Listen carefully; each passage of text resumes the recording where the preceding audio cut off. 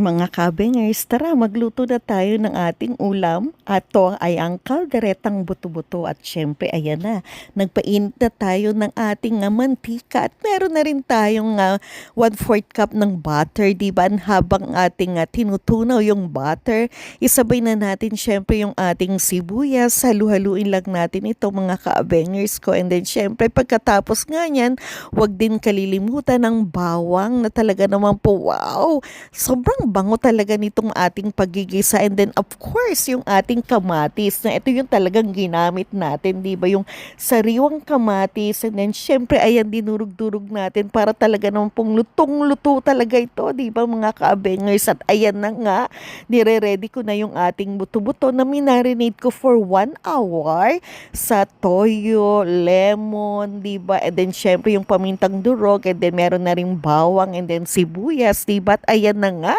nilalagay natin isa-isa yung ating buto-buto, di ba? Kumbaga sa sinasangkot siya natin o sinasabay na natin sa paggigisa, di ba? At ayan, halo-halo lang tayo sa ating mga buto-buto na yan. And then, syempre, takpan natin. And then, from time to time, ay i-check natin, di ba mga ka-abengers ko? And then, syempre, pagkatapos nga yan, di ba mga ka-abengers ko, dapat ilagay na natin, di ba, yung ating caldereta mix, di ba? At ayan na nga, halu-haluin lang natin. Pagkatapos nga yan, di ba mga ka-abengers ko, sinabay ko na rin syempre yung pinagbabara natin ng ating marinade, di ba? At ayan na nga, dinagdagan na rin natin ito ng tubig nang sa gayon ay mapalambot na natin ng gusto yung ating buto-buto. Ayan, takpan natin at sinundan ko pa pala ito ng ating cubes, diba? At ayan na nga, halo-halo, check-check lang din natin itong ating niluluto, diba mga ka-abengers ko? At ayan, talaga naman pong kumukulo-kulo na, diba? Pero syempre, hindi pa malambot yung ating karne, diba?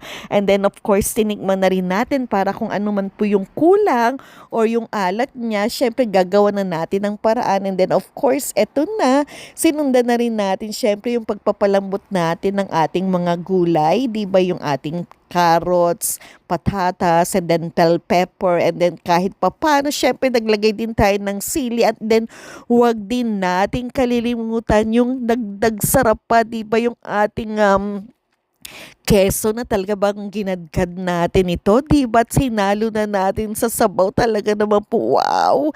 Sobrang sarap nito, di ba? Sa talaga naman pong panayang tikim ng lola nyo, di ba? Na talaga naman pong approve na pa-approve sa panlasa niya, di ba? And then, syempre, kailangan pa natin pakuluan pakuluan pa ito ng gusto para lumambot talaga yung ating buto-buto. At kaya naman po, ayan na, kitang-kita naman sa itsura, tinikman na naman ng lola nyo, di ba? Ang sarsa, talaga naman pong approve na approve, at talaga naman pong mapapa-only rice na naman kami nito, o baka magsaing na naman uli kami nito dahil dami na naman ang kain namin